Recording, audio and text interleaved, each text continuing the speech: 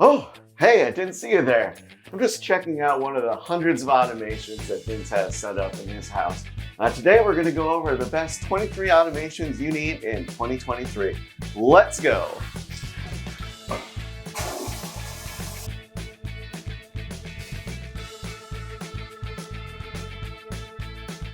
Depending on what your morning routine is like, it might be great to automate a lot of these things. So using a SmartThings bed sensor on either side, you can do different automations. And so that could trigger things like lights, starting the coffee maker so that it's warmed up in time, announcing things that are important to you, whether it's the weather or the news or what's on your calendar. And that can all be done through one routine set up daily. And you only want it to be triggered in the morning, right? So it would be odd if I were to lay down in the evening and then get up and then have the routine start. So you just having those time parameters, it'll be really helpful for that automation. Whether you're a coffee drinker or a tea drinker, there's automations that'll work for you. You could use something like SwitchBot to hit a button.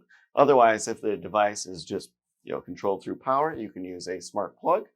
You can also just use devices that are naturally smart, like this Goodnight kettle. With the Amazon Echo devices, you can actually sync your calendar. That way you can get reminder notifications throughout the house verbally, but also if you have one of these fancy displays, you can walk up and see what's going on. Like this very important appointment today that we'll be filming from 9 to noon. So for school in the morning, we know the bus comes at a specific time. Those lights will turn yellow along with the wall lights and let them know that the bus will be here in 10 minutes. And then when it's like 7:25, they'll turn red and tell them to go outside. The bus will be there in 5 minutes. So they're able to kind of use Alexa and lights to kind of make sure that they are outside and getting going. Kids and adults alike are getting addicted to technology. It can be hard to stop watching those YouTube videos when you've gone deep down that rabbit hole. So using parental controls on your Wi-Fi router or using smart plugs is a great way to automate the system so it turns off at a certain time of day, or like gives them perhaps a warning with a colored bulb to say, you have 15 minutes left and you got to start wrapping up and then disabling those devices, so they can't use them after bedtime. Speaking of kids, if you're sick of them stealing your charger, check out the lock socket charger lock. It screws into the outlet and it just prevents you from taking the cord. This isn't a sponsored video by any means. I was just sent this and I thought it was cool, so I figured I'd include it. Smart lighting is great because it can help set the mood. You can use higher Kelvin lighting in areas where you want to focus and study, and you can use warmer lights in areas where you want to relax. In entertainment zones, you can have colored lighting. And really cool is to have that set up just on automations that, different times of day, different things are happening, and it draws people into different rooms and just really, sets the mood, right? Yeah, everyone's using motion sensors and contact sensors to turn lights on and off. That's easy, child's play. With Samsung SmartThings, what you can do is additional advanced automations so that these things only occur at certain times of the day, or the brightness doesn't come on to full. It's just nice dim lighting. So in the kitchen here, if you came down to get a snack in the evening time, you don't need all the lights to turn on. We'll just get some nice dim under cabinet lighting. The driveway lights are set up to automatically come on in the evening. Now, as you approach the house, there's different colored lighting, and that's going to actually transition into regular white light. That way you can see on the sidewalk as you approach the home. And then as soon as you're back in the house, after 5 minutes, it'll go back to the fun party lights, celebrating whatever the season is right now, whether that's, holiday or maybe your favorite sports team. Go sports. Now, if you have really cool accent lighting like this from Govee behind the TV, you might want to have it set up so that when the TV turns on, that lighting turns on as well. So if you have like a Samsung Smart TV, that's really easy to do through SmartThings or If This Then That connected to Govee. But if you don't, you can actually just use a smart plug that's capable of detecting the power. And so when power increases, that could trigger the automation. So TVs naturally are going to take a little bit of power, just in standby mode. But when it turns on, it does noticeably go up. And so that's something that you could detect and automate your lighting. Now, if you're like me, you might spend a lot of time just, looking in the fridge, thinking about what to eat, what's in here. You might close it, only to just open it up again and stare for a good while. But perhaps you get distracted and you walk away, or you've got kids. Darn those kids. And they leave the fridge open. Well, with this automation, you're going to get a notification on your Echo device that the fridge has been left open, prompting you to go over. The freezer left open. Please close. And then that'll tell you that you want to make sure to go over and close that. That way, you're not wasting energy or having your food go bad. Now, if it's a beverage refrigerator, such as this one, it might not be such a big deal if it's left open. So in this case, he's using a contact sensor, and this is actually the Samsung SmartThings sensor that also does temperature. And so what he's doing here is that if this is left open and obviously not being used, it's just going to turn the power off using a smart plug that's behind the refrigerator. The beverages are going to get warm, but he's at least saving money that way. The Yale cabinet lock is great for keeping alcohol and medicine secure. But if you pair it with like Apple Home, you can actually use your iPhone as a presence sensing device, create a geofence around the home so that when you're away, it automatically locks. And then when you get home, it unlocks. Having an entertainment space is incredible, but it can be overwhelming with all these different remotes. And so if you've got guests over, they may not even know where to start. You would have to create a manual. So what Vince has done here is created just a simple button that he can press. And what that'll do is fire up TV. It's going to lower the shades, get the lights set to the correct setting. So for accents, it's going to get the subwoofer or the amplifier system going for surround sound. Fire up everything, and it's just ready to go. Here we have the Zoo Scene Controller, and that allows us to do a number of different things just in one space. So if you have a lot of smart lights, you want constant power for those, but also you might want to have like different moods or lighting configurations, and so you can program that. You can actually set it up with a number of different devices, and so really cool scene controller here. And then, of course, we've talked about his dashboard in the past. I'll drop a link in the comments below if you want to check that out. But really great system there. And it's nice to be able to just control everything in one spot.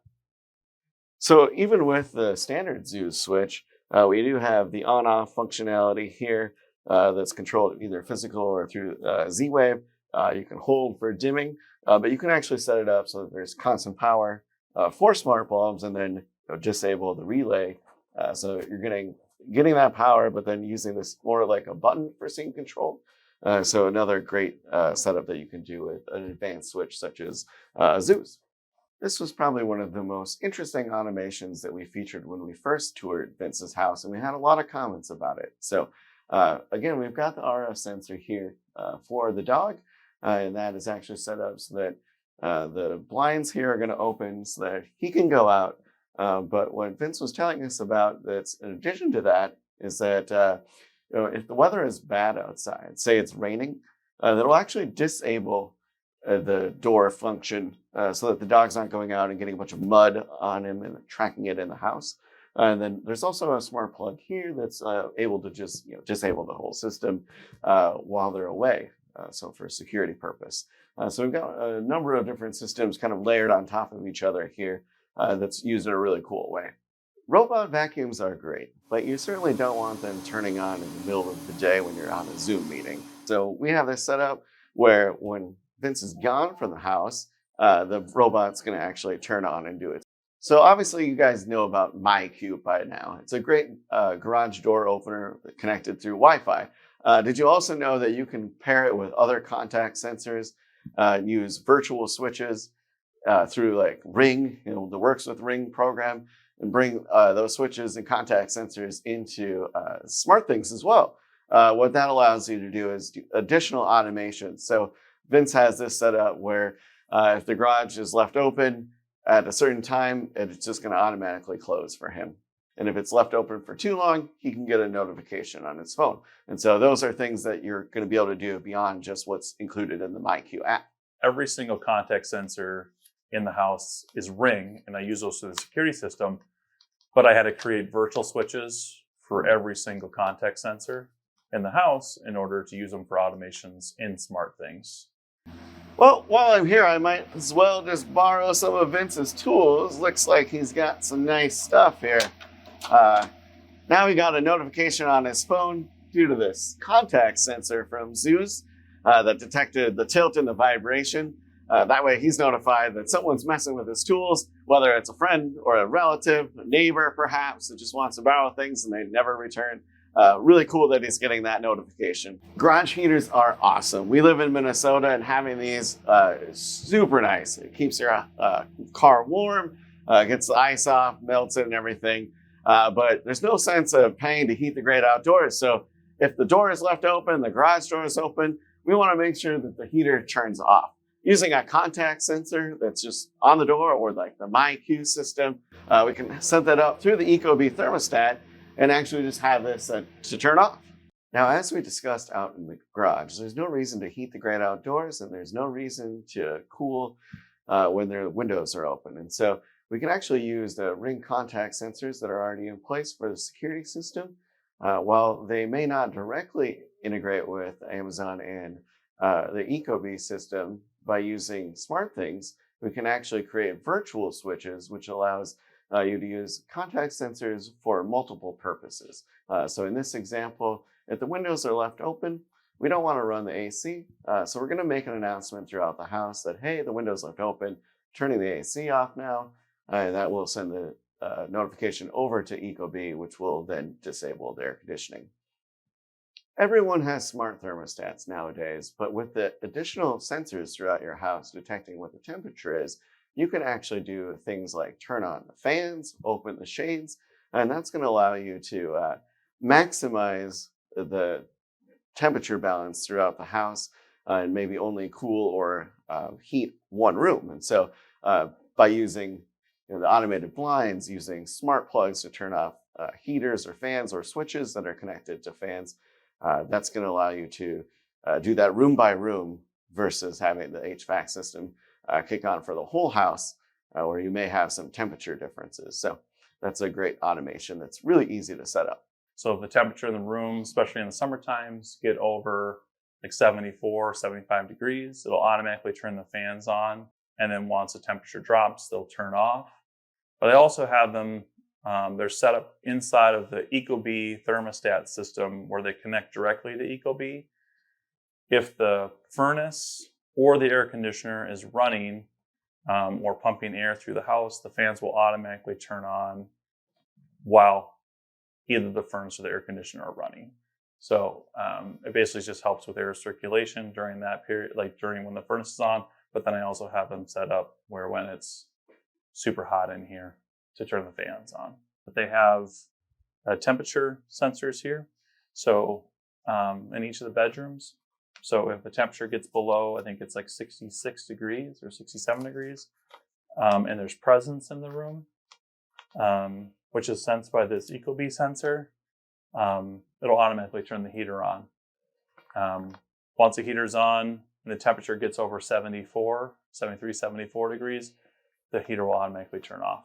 In the bathroom, we can use different sensors to detect occupancy as well as humidity. And so if the humidity is going up or is above a certain threshold, we've got it set up where it's going to trigger the whole home HRV system. It's going to get the vents going. So this one is actually set so that when you hit the button, it turns on for 20 minutes. However, you could set it up where if it was going on, then once it goes back below a certain humidity, then it would like turn back off. And I did see a comment on another YouTuber's video about instead of setting it to a threshold of like a certain percentage, you could look at the rate of increase. So if it's going up by more than 5% or whatever, then you know that like the humidity is rising rapidly, and therefore obviously the shower is going, and then you want to trigger it. That way you're getting ahead of the game. So I thought that was really smart. I love watching YouTube and reading through the comments because that's where we learn this kind of thing. So, awesome for participation. If you guys have any cool automation ideas, we'd love to hear it. Drop it in the comments below. So these are Kenmore smart washers and dryers, but they're not compatible with the system. So I get a notification on my phone, but I don't always have my phone on me. So Amazon Echoes have a new trigger routine with their devices where I use an new Echo Dot, and when the Echo detects like an appliance sensor, like basically when your washer or dryer finish their cycle, they usually have a buzzing noise or some chime. The Echo device will pick up that sound, and then basically have a routine set up where it'll notify me on the main floors of the house that the washer or dryer cycles have been finished. Water leaks are a very big concern and can become a huge problem if they're left unchecked. Flow-by-moan is a great system that can actually detect leakage in the water lines, but if you're getting leaks from your drains, you could get water pooling underneath sinks or dishwashers, different style of leak. You could even have a leak in like your water heater or your water softener.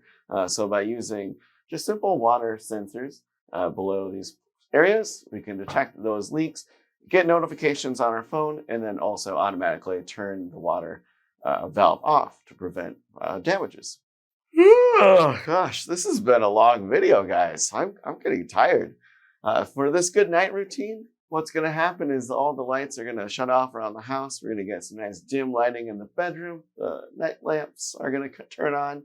The front door is going to lock, and the security system is going to arm. Thanks so much for watching, Vince. Thanks for letting us tour your house again. If you haven't checked out the original video where we toured in the fall, that'll be on screen right here. Until next time, I'm Brandon. Thanks so much.